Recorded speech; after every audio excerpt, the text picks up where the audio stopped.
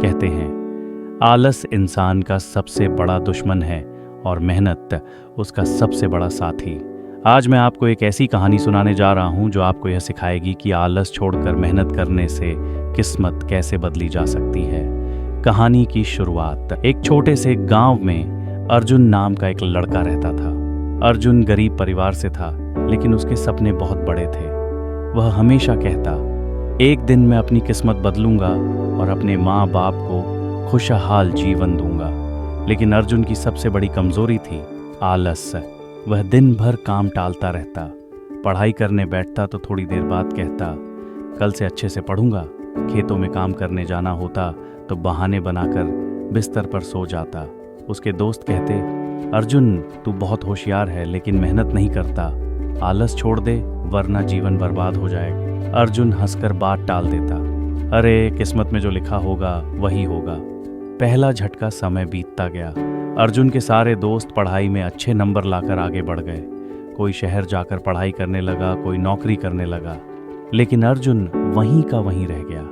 उसके पिता अक्सर कहते, बेटा किस्मत मेहनत से बनती है, जो सोता है उसके सपने भी सो जाते हैं। लेकिन अर्जुन पर इन बातों का असर नहीं हुआ।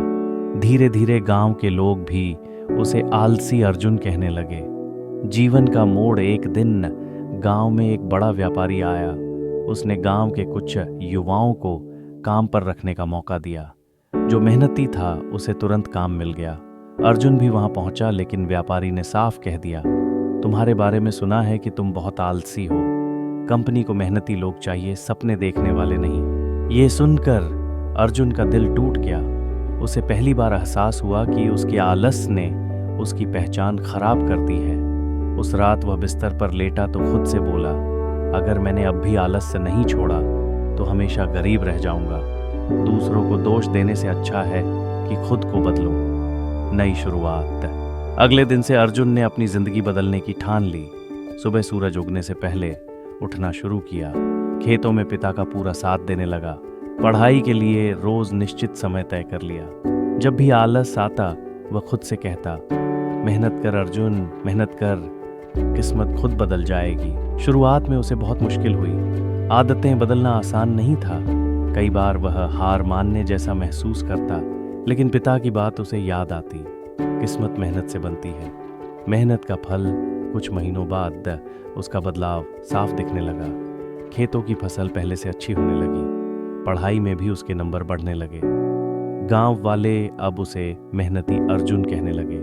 एक साल बाद वही व्यापारी दोबारा गांव आया।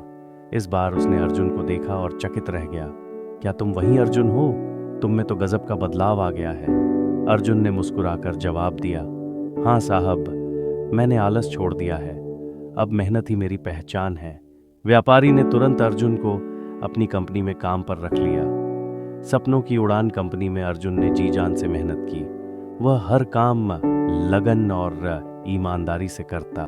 धीरे धीरे उसकी मेहनत रंग लाने लगी। कुछ ही सालों में वह कंपनी का मैनेजर बन गया। उसने अपने माता पिता के लिए नया घर बनाया। गांव के बच्चों के लिए एक स्कूल भी खुलवाया। अब जो लोग उसे आलसी अर्जुन कहते थे, वही उसकी मेहनत की मिसाल देने लगे। सीख अर्जुन की कहानी हमें यह सिखाती है कि आलस इंसान को पीछे धकेलता है, मेहनत इंसान को आगे बढ़ाती है। किस्मत मेहनत करने वालों का ही साथ देती है।